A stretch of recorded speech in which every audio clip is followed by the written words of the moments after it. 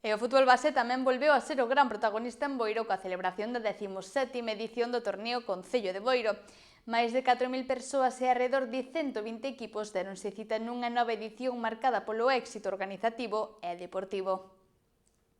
O torneo disputouse en varias categorías de formación: biberón, pre-benxamín, benxamín, alevín masculino e alevín feminino, nunha fin de semana intensa de fútbol, convivencia e deporte base.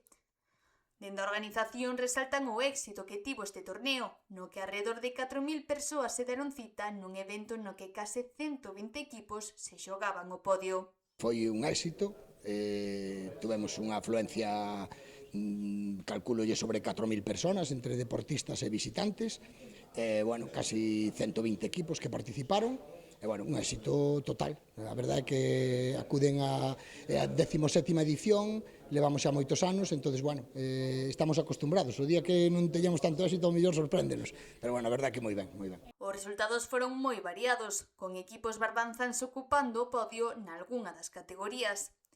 Deuse así a lugar a un torneo que contou con equipos de toda Galicia e mesmo co presentado Vitoria de Guimarães, reforzando o carácter internacional desta cita. En Biberón foi vencedor o Vitoria Guimarães, quedaron despois o Aguiño de segundo, Alto do Vento terceiro, e o Xuventude de Oroso de cuarto.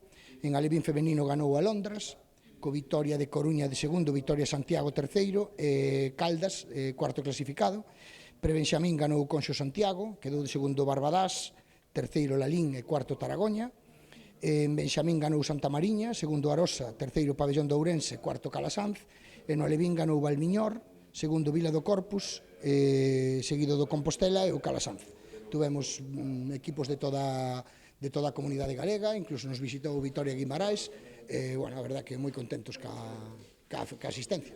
Un evento que, segundo a organización, confirma o estado do fútbol base galego, co traballo das canteiras dos clubs de toda a comunidade. O que está claro é que temos unha canteira potente en todo Galicia, de feito así se ve nos equipos grandes, porque ver o Celta e o Deportivo xogando con rapaces da casa, a verdade que nos gusta, bueno, vendo que todos os equipos tanto de Ourense, Coruña, Lugo e Pontevedra están traballando moi ben a canteira, estamos traballando ben os rapaces, e bueno, a conclusión é que vamos ben. A vista xa está posta na próxima edición, a número 18, que promete chegar con melloras e novas ideas.